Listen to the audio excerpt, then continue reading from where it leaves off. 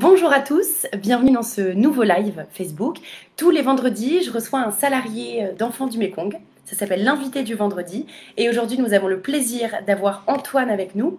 Antoine qui est le directeur général adjoint d'Enfants du Mékong. Bonjour Antoine. Donc, est-ce que je peux déjà vous demander, depuis combien de temps est-ce que vous êtes chez Enfants du Mékong?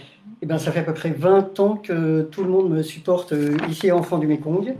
Voilà, je suis arrivé en octobre 2000. Vous savez, nos vies sont des histoires de rencontres.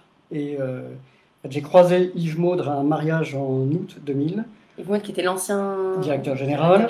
Voilà, une petite discussion d'un quart d'heure, 20 minutes. Et un mois après, Yves Maudre m'appelle en me disant « Écoutez, j'ai un poste à pourvoir à Enfants du Mékong, est-ce que ça vous intéresse ?» Et c'est comme ça que j'ai plongé il y a 20 ans. D'accord.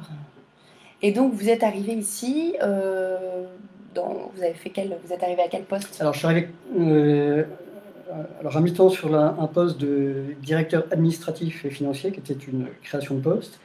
Et à mi-temps comme directeur du foyer de jeunes que nous avions ici. Nous avions une trentaine de jeunes. Ah oui, super. Voilà. Et puis le poste de DAF prenant de l'importance, au bout d'un an et demi, je suis devenu DAF à plein temps. Et puis directeur adjoint au bout d'un an et demi à peu près. D'accord. Voilà, et donc ce poste de directeur administratif et financier répondait aux besoins de mettre des bons outils de gestion, de suivi financier, budgétaire. Voilà. D'accord, ok. Et alors, qu'est-ce qui vous motive dans votre travail chez Enfants du Mékong? Ce qui me motive très clairement, profondément, je suis passionné d'éducation, hein, j'ai moi-même 7 enfants.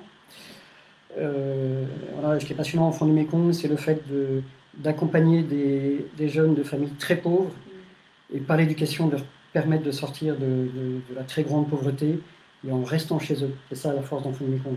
C'est-à-dire que les jeunes qu'on parraine restent dans leur famille, dans leur village. Alors après, quand ils arrivent au niveau collège, lycée, études supérieures, certains intègrent, descendent d'Enfants du Mékong pour pouvoir aller le plus loin possible. Mais le but, c'est vraiment qu'ils sortent de la misère déjà leur famille. Exactement. Et qu'ils deviennent des maillons pour aider à reconstruire leur pays. Sujet très brûlant aujourd'hui. Hein, voilà. Donc ils restent chez eux et là ils sont... voilà, ils aident vraiment parce qu'ils ont reçu une bonne éducation, tous leurs proches, leur communauté, leur famille, parce qu'ils arrivent à faire de bonnes études, à avoir un bon métier.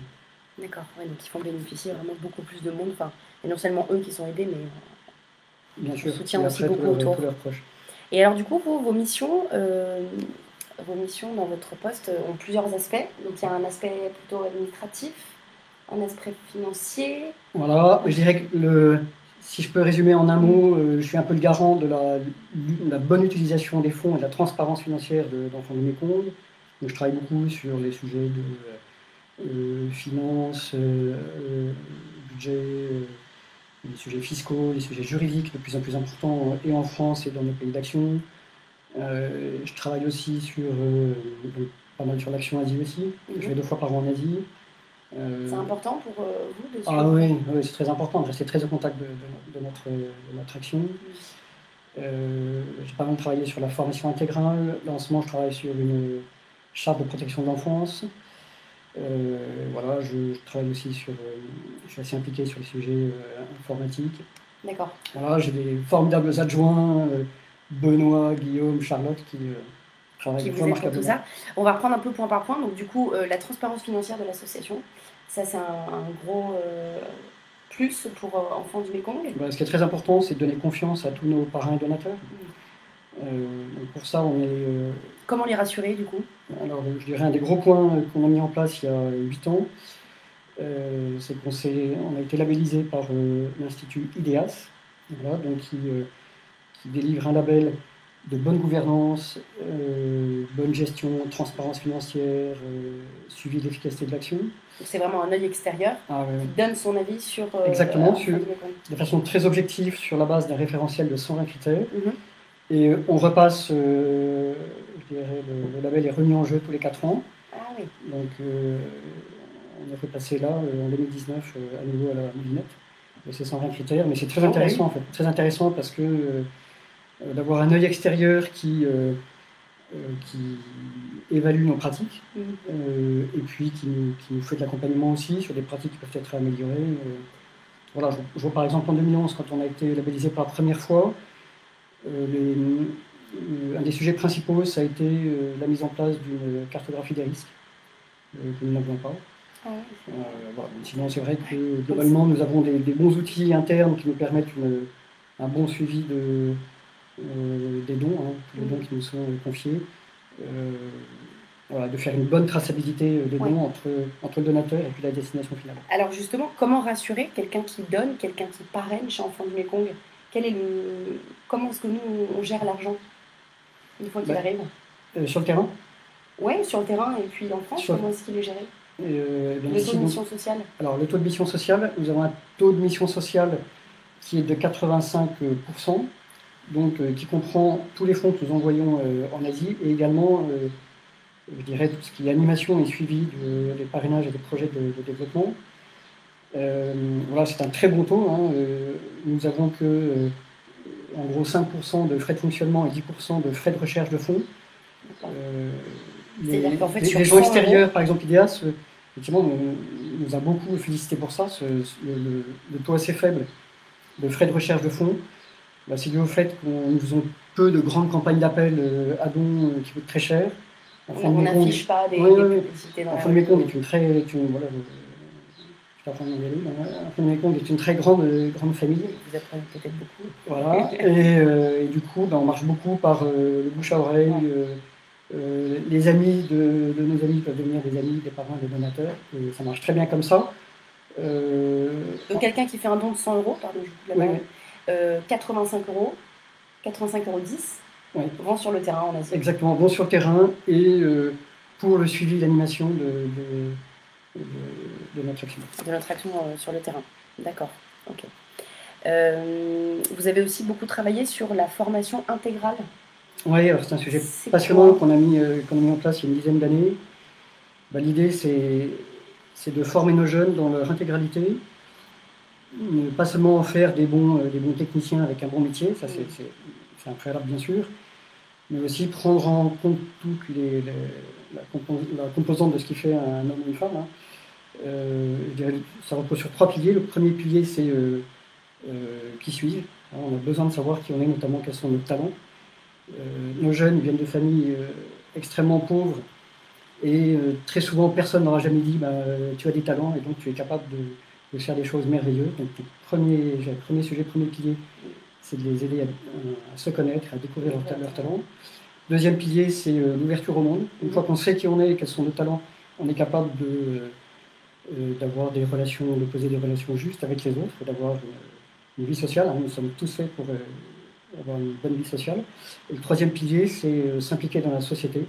Là aussi, une société créée pour être au service des autres, au service du bien commun. Voilà, donc cette formation intégrale repose sur ces 3 piliers. Derrière ces 3 piliers, nous avons 15 pas pratiques, c'est-à-dire je dirais un peu... une charte. Voilà, c'est ça, un peu une charte. Et derrière ces 15 pas, à peu près 350 activités aujourd'hui, correspondant à tout type d'activités, de sujets, aussi à différents âges. Alors, cette formation intégrale est déjà très développée dans nos centres et foyers, notamment aux Philippines et au Cambodge, et elle se développe de plus en plus dans nos programmes de parrainage. D'accord. Donc c'est vraiment une éducation complète. Exactement. Exactement. Bien plus que le parrainage. Dans laquelle on essaye bien sûr beaucoup d'intégrer les parents, d'intégrer nos responsables locaux, d'intégrer les bons goûts. Voilà, puis on a des success stories Vous en avez une exceptionnelles. Oui, par exemple, cette jeune fille Cory que j'ai vue au mois d'octobre au centre Mérieux, qui a témoigné avec 6 ou 7 jeunes devant Alain et Chantal Mérieux. Et c'était extraordinaire. Donc elle est parrainée depuis toute petite, elle vient d'une famille extrêmement pauvre. Aujourd'hui, elle manage une équipe de 200 personnes dans une compagnie d'assurance au Cambodge, à Phnom Penh. Et elle en pleurait, hein. C'était touchant. Elle avait les larmes aux yeux en parlant devant Alain et Chantal Mérieux, en leur disant « Mais moi, je suis enfant de Mékong, j'ai reçu une force, j'ai reçu formation, un peu de tout. On leur donnait aussi confiance aussi Exactement. en elle. Et surtout, elle dit, mais j'ai découvert ce qu'était la vie communautaire, la vie à plusieurs, et qu'on pouvait vivre cette vie dans une joie. Voilà, c'était bouleversant. J'imagine. Waouh. Et c'est pas la seule belle histoire qu'on a, Oui, bien sûr. des success stories, on Il y en a énormément, plein. énormément. Parce qu'on a quand même 22 000 enfants qui sont parrainés Exactement. chaque année. Et ça fait plus d'enfants soutenus. On dit que ça fait environ 60 000 en comptant les frères et sœurs. Oui, c'est ça, les frères et sœurs, les jeunes qui ne sont pas parrainés mais qui profitent des activités dans nos centres et foyers. Par exemple, au Cambodge, on a mis depuis, au nord-ouest du Cambodge, à Sisopon, nous avons mis depuis une dizaine d'années en place des forums d'orientation, forums des métiers, qui sont ouverts non seulement aux filleuls de seconde, première, terminale d'enfants de Mékong, mais à tous les jeunes de la région. Et en moyenne, à chaque forum, il y a à peu près 1500 jeunes. Trop bien. Est-ce que vous parrainez, vous? Bien sûr, je parrainais déjà avant d'arriver enfant de Mékong. C'est le critère pour arriver ou pas forcément? Certainement. Et alors, depuis? Et depuis, là, actuellement, j'ai trois filleuls. Nous avons trois filleuls. 2 au Vietnam et une au Cambodge. Voilà, j'ai 2 de mes enfants qui sont allés, 2 de mes filles qui sont allées au Cambodge il y a 3 ans chez Martin à Sisopon, faire Martin, en gros du scoutisme pendant 1 mois et demi en juin-juillet 2016. Elles ont été emballées et depuis, elles ont plein d'amis, de cousines qui sont allées sur place. Bon, l'idée c'est de faire un peu du scoutisme, donner des cours de français. Génial. Ouais, génial. Bonnes ambassadrices du parrainage. Et alors, vous qui êtes là depuis toutes ces années, est-ce que vous pouvez nous expliquer un petit peu l'évolution que vous avez pu voir d'Enfants du Mékong? Parce que l'évolution, tout simplement chiffrée, même si les chiffres, c'est pas ce qui est le plus important, bien sûr. Je suis arrivé, on avait des ressources qui étaient en 2000 un peu moins de 5 millions, nous sommes à 15 millions de ressources annuelles. Wow. En 2019. Donc, très grosse évolution des parrainages, très grosse évolution des programmes de développement, beaucoup des centres et foyers. Et ce qui est très beau, je trouve, chez Enfants de Mékong, c'est qu'on arrive à garder, enfin, j'espère, un véritable esprit de famille. Et on cherche vraiment pour nous, ce qui est important, chaque filleul qu'on aide est important, chaque personne est importante. Et je ne cherche pas du tout à faire du programme de masse. Alors, on répond aux besoins du terrain. Chaque parrain peut venir déjeuner. Chaque parrain sera le bienvenu. Les parrains, si vous nous écoutez, vous êtes bienvenus à déjeuner. Lynn, notre cuisinière. Aujourd'hui, c'est un peu just, mais à partir de la semaine prochaine. Oui, mais très bientôt, dès la semaine prochaine, on rouvre, on va commencer à rouvrir un peu les portes. Voilà, Lynn, notre cuisinière, fait une cuisine familiale aux petits oignons, donc tous les parrains donateurs sont bienvenus. Donc l'ambiance a toujours été aussi familiale chez Enfants de Mékong. Oui, et c'est vraiment, on tient beaucoup. Ouais, et perdurera. Eh ben, merci beaucoup Antoine pour ce très beau témoignage. Merci beaucoup de nous avoir un peu raconté ce que vous faisiez au sein d'Enfants de Mékong. Et puis n'hésitez pas à poser vos questions à Antoine si vous voulez en commentaire de cette vidéo. Et à vendredi prochain pour une nouvelle rencontre salariée. Très bonne journée à tous. Merci.